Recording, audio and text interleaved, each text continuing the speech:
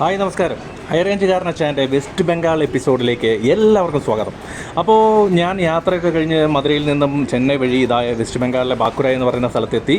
ഇവിടെ വൈഫും എൻ്റെ അമ്മയും കുട്ടികളും 2 കുട്ടികളും എല്ലാം സുഖമായിട്ടിരിക്കുന്നു. അർജുൻ്റെ ബർത്ത്ഡേ ആയിരുന്നു. അവൻ്റെ ബർത്ത്ഡേ എല്ലാം ഞങ്ങൾ ആഘോഷിച്ചു. അപ്പം അവൻ്റെ കുറച്ച് സുഹൃത്തുക്കളും അതുപോലെ തന്നെ ഞങ്ങളുടെ കുറച്ച് ഫാമിലി മെമ്പേഴ്സൊക്കെ ആയിട്ട് ബർത്ത്ഡേ അടിപൊളിയായിട്ട് ആഘോഷിച്ചു, അടിപൊളിയായിട്ട് കഴിഞ്ഞു പോയി. ഇന്നിപ്പോൾ ഞങ്ങളൊരു യാത്രയിലാണ്, അതായത് എൻ്റെ വൈഫിൻ്റെ വീട്ടിലേക്ക്, അത് സ്യൂറി എന്ന് പറയുന്ന സ്ഥലത്തേക്കുള്ള യാത്രയിലാണ്. ബസ്സിനാണ് ഞങ്ങൾ പോകുന്നത്. അപ്പം ഞങ്ങളെല്ലാവരും കൊണ്ട് ഇതിപ്പോൾ ദുർഗാപൂർ എന്ന് പറയുന്ന ഒരു ബസ് സ്റ്റാൻഡിലാണ് എത്തിയിരിക്കുന്നത്. ഏകദേശം 3.5 മണിക്കൂർ 4 മണിക്കൂർ അടുത്ത് യാത്രയുണ്ട് അങ്ങോട്ട്. അപ്പം പോകുന്ന വഴി ഈ ബസ് സ്റ്റാൻഡിൽ കൂടെയാണ് കടന്നു പോകുന്നത്. ഈ ബസ് സ്റ്റാൻഡിൽ എത്തിക്കുമ്പോൾ സത്യം പറഞ്ഞിട്ടുണ്ടെങ്കിൽ എനിക്ക് ഓർമ്മ വന്നത് നമ്മുടെ അടിമാലി അതുപോലെ കോതമംഗലം തുടങ്ങിയ ബസ് സ്റ്റാൻഡുകളാണ്. കാരണം അതുപോലെ ഇവിടെ അനൗൺസ്മെൻ്റ് ഒക്കെ നടക്കുന്നുണ്ട്. ഇതൊക്കെ കേട്ട് കഴിഞ്ഞപ്പോഴത്തേക്ക് എനിക്ക് നമ്മുടെ നാടിൻ്റെ ഓർമ്മ അറിയാതെ വന്നു പോയി കേട്ടോ. ഏതായാലും ബദാം എന്ന് പറഞ്ഞുകൊണ്ട് ഒരു കടല വിൽപ്പനക്കാരൻ ചേട്ടൻ നമ്മുടെ ബസ്സിൽ വന്ന് കയറിയിട്ടുണ്ട്. അവിടെ ഇവിടെ തമ്മിലുള്ള വ്യത്യാസം എന്താണെന്ന് വെച്ചിട്ടുണ്ടെങ്കിൽ കേരളത്തിൽ കുറേ വായുള്ളി കച്ചവടക്കാരും പുസ്തക കച്ചവടക്കാരും ചീപ്പ് കച്ചവടക്കാരൊക്കെ ഉണ്ട്. ഇവിടെ ഈ കടല കച്ചവടക്കാരെ മാത്രമേ നമ്മൾ കണ്ടുള്ളൂ കേട്ടോ.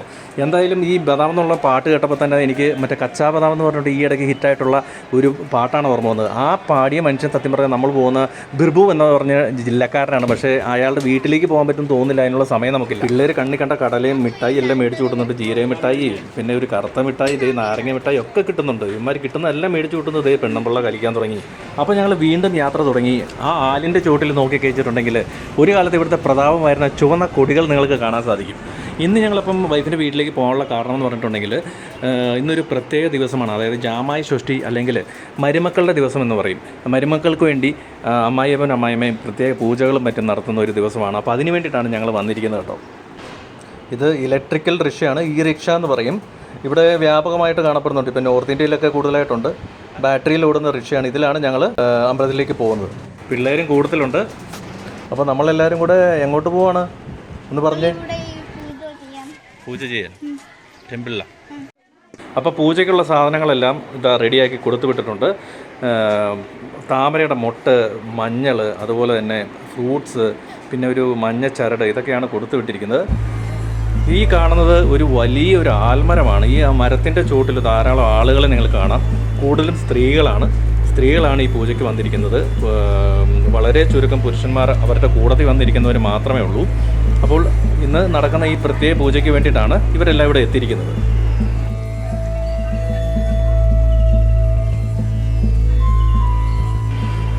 ഇവരിതാ പൂജയൊക്കെ കഴിഞ്ഞിട്ട് വഴക്ക് കൂടുന്നല്ല കേട്ടോ. അങ്ങോട്ടും ഇങ്ങോട്ടും കുങ്കുമം വാരി തേക്കുന്നതാണ് മുഖത്തോടെയൊക്കെ. ഭാഗ്യത്തിന് എൻ്റെ മുഖത്ത് തേച്ചില്ല. പിന്നെ വീട്ടിൽ വന്നതിന് ശേഷം കുറച്ച് ചന്ദനം തൊട്ട് എനിക്ക് ആ ദക്ഷിണയൊക്കെ തന്നു. അങ്ങനെ ആ പൂജയെല്ലാം കഴിഞ്ഞു. അങ്ങനെ നിൽക്കുമ്പോഴാണ് ഈ മരം എൻ്റെ ശ്രദ്ധയിൽപ്പെടുന്നത്. ഈ മരം കണ്ടപ്പോൾ തന്നെ എനിക്ക് ഇതിനെക്കുറിച്ച് അറിയണമെന്ന് തോന്നി. അതിലൊരു ഉരുണ്ട കായ്കളുണ്ട്, വളരെ വലിയ കായ്കൾ. അപ്പോൾ ഇതിനെക്കുറിച്ച് ചോദിച്ചു കഴിഞ്ഞപ്പോൾ ഇത് ബേൽ എന്ന് പറയുന്ന ഒരു മരമാണെന്നാണ് പറഞ്ഞത്.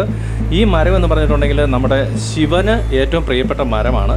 ഇതിൻ്റെ അകത്തെ കായ വളരെ നല്ല ഔഷധ ഗുണമുള്ള ഒരു സാധനമാണെന്നാണ് പറഞ്ഞത്. ഈ ശരിക്കും പറഞ്ഞാൽ ഇത് ഉപയോഗിച്ച് ഒരു സർബത്ത് ഇവരുണ്ടാക്കും. അത് ഉണ്ടാക്കുന്നത് എങ്ങനെയാണെന്ന്, അതായത് ഹാൻഡ് മെയ്ഡാണ് ഈ സർബത്ത്. അതെങ്ങനെയാണെന്ന് ഇവർ നമുക്ക് കാണിച്ചു തരും. ഇത് കൈകൊണ്ട് ഇങ്ങനെ തല്ലി പൊട്ടിച്ച് ഇതിൻ്റെ അകത്തുള്ള ഈ സാധനം എടുത്താണ് ഈ സർബത്ത് ഉണ്ടാക്കേണ്ടത്. അപ്പോൾ ശരിക്കും പറഞ്ഞാൽ ഈ കായ നമ്മുടെ നാട്ടിൽ ഞാൻ അധികം കണ്ടിട്ടില്ല. ഇത് നോർത്ത് ഇന്ത്യയിലും ഈസ്റ്റ് ഇന്ത്യയിലുമാണ് ഈ കായ ഉള്ളത്, ഈ മരവും ഉള്ളത്. അപ്പോൾ ഞാൻ അന്വേഷിച്ച് കഴിഞ്ഞപ്പോഴത്തേക്കും നമ്മുടെ നാട്ടിൻ പ്രദേശം വളരെ റെയറായിട്ട് ഇത് കാണപ്പെടുന്നുണ്ടെന്ന് അറിയാൻ കഴിഞ്ഞു. ഇതിൻ്റെ പേര് ശരിക്കും പറഞ്ഞിട്ടുണ്ടെങ്കിൽ കൂവളം എന്ന് പറയുന്ന മരമാണിത്. കൂവളം എന്നാണ് ഇതിൻ്റെ പേര്.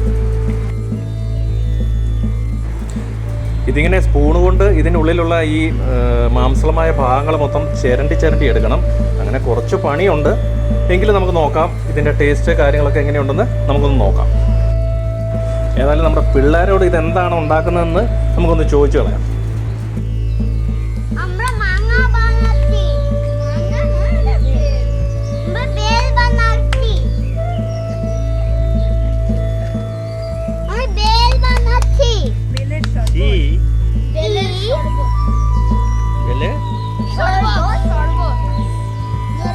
ബേൽ എന്ന് പറഞ്ഞാൽ കായയുടെ സർബത്താണ് ഉണ്ടാക്കുന്നതെന്നാണ് ഇവർ പറയുന്നത്. ബംഗാളിയിലും മലയാളത്തിലൊക്കെ ആയിട്ടാണ് പറയുന്നത് കേട്ടോ. ആണോ? കൂളത്തിൻ്റെ കായാണത്. കെട്ടിയവൻ ഏതായാലും ഒരു ആഗ്രഹം പറഞ്ഞതല്ലേ, ചിരണ്ടി കൈ പോയാലും വേണ്ടില്ല, ഇതൊന്ന് കുടിപ്പിച്ചിട്ടേ ഉള്ളൂ എന്ന വാശിയിലാണ് എൻ്റെ ഭാര്യ. അപ്പോൾ നമുക്ക് ഇതിന് വേണ്ടിയിട്ട് വെയിറ്റ് ചെയ്യാം. ഇതിൻ്റെ ഉൾഭാഗം കണ്ടു കഴിഞ്ഞിട്ടുണ്ടെങ്കിൽ കൊതി വരുന്നുണ്ട്. നല്ല ഓറഞ്ച് കളറാണ് ഇതിന്. അപ്പോൾ ഇതിൻ്റെ കൂടെ അവർ ചിരണ്ടി ഇട്ടതിന് ശേഷം നല്ല തണുത്ത വെള്ളം ഒഴിച്ചു കൊടുക്കുന്നുണ്ട്. അതിനുശേഷം കൈകൊണ്ട് തന്നെ അത് പതിയെ പിഴിഞ്ഞ് എടുക്കുകയാണ് ചെയ്യുന്നത്.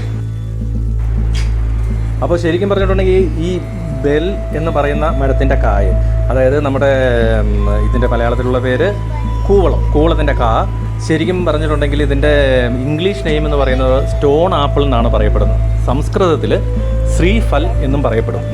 അതുപോലെ തന്നെ ഈ മരത്തിൻ്റെ ഇല പൂജകൾക്ക് ഒരിക്കലും ഒഴിച്ചുകൂടാൻ പറ്റാത്ത ഒരു ഇലയാണ്. ഇവിടെ മാത്രമല്ല, നോർത്ത് ഇന്ത്യയിലും അതുപോലെ തന്നെ സൗത്ത് ഇന്ത്യയിലെ ചില ഭാഗങ്ങളിലൊക്കെ വ്യാപകമായിട്ടിത് പൂജയ്ക്ക് ഉപയോഗിക്കാറുണ്ട്. പിന്നെ ഇതിൻ്റെ ന്യൂട്രീഷണൽ ഫാക്ടേഴ്സ് എന്ന് പറഞ്ഞിട്ടുണ്ടെങ്കിൽ ഇത് പ്രോട്ടീൻ്റെ വിറ്റാമിൻ്റെയൊക്കെ വളരെ വലിയൊരു കലവറ തന്നെയാണ്. Vitamin C, carotene, vitamin B complex ഒക്കെ ധാരാളമായിട്ട് അടങ്ങിയിട്ടുണ്ട്. അതുകൊണ്ട് തന്നെ മുടിക്കും സ്കിന്നിനൊക്കെ വളരെ നല്ലതാണ്. പിന്നെ ഡൈജഷൻ സിസ്റ്റത്തിന് ഇത് വളരെ ഉപയോഗപ്രദമായ ഒന്നാണ്. ഗ്യാസ്ട്രിക് അൾസർ ഇല്ലാതാക്കുമെന്ന് പറയുന്നു. അതുപോലെ തന്നെ കോൺസ്റ്റിപ്പേഷൻ, അതായത് നമുക്ക് മലബന്ധം ഉണ്ടെങ്കിൽ ഇതിൻ്റെ ജ്യൂസ് കഴിച്ചിട്ടുണ്ടെങ്കിൽ മലബന്ധം മാറും. പിന്നെ കൊളസ്ട്രോൾ കുറയ്ക്കാനായിട്ട് ഉപയോഗിക്കുമെന്ന് പറയുന്നു. അതുപോലെ തന്നെ ഡയബറ്റീസിന് നല്ലതാണെന്ന് പറയുന്നുണ്ട്. സ്കിൻ ഇൻഫെക്ഷൻസിന് നല്ലതാണെന്ന് പറയുന്നുണ്ട്. ബ്ലഡ് പ്യൂരിഫയർ ആണെന്ന് പറയുന്നു. അതുപോലെ തന്നെ ക്യാൻസർ റിസ്ക് കുറയ്ക്കുമെന്ന് പറയുന്നുണ്ട്. അങ്ങനെ ഇമ്മ്യൂണിറ്റി ബൂസ്റ്റ് ചെയ്യുമെന്ന് പറയുന്നു. പിന്നെ മുലയൂട്ടുന്ന അമ്മമാർക്ക് വളരെ നല്ല ഒരു ഫലമാണിതെന്ന് പറയപ്പെടുന്നുണ്ട്. അപ്പോൾ ഇതാണ് ബേലിൻ്റെ ജ്യൂസ്. ഇവിടെ നോർത്ത് ഇന്ത്യയിൽ ബേലിൻ്റെ ജ്യൂസ് എന്നാണ് ഇതിന് പറയുന്നത്. ഇത് ശരിക്കും മലയാളത്തിൽ കൂവളം എന്ന് പറയും. അപ്പോൾ കൂവളത്തിൻ്റെ ജ്യൂസാണിത്. ഇത് ശരിക്കും പറഞ്ഞിട്ടുണ്ടെങ്കിൽ നമ്മുടെ വയറിനൊക്കെ വളരെ നല്ലതാണെന്നാണ് ഇവർ പറയുന്നത്. അതായത് വയറ്റിൽ നന്നായിട്ട് പോകാനും അങ്ങനെയുള്ള വയറ് സംബന്ധമായ എല്ലാ അസ്വസ്ഥതകൾക്കും പ്രശ്നങ്ങളും വളരെ നല്ലൊരു മരുന്നാണിത്. അപ്പോൾ ഇതിൻ്റെ ടേസ്റ്റ് എങ്ങനെയുണ്ടോ?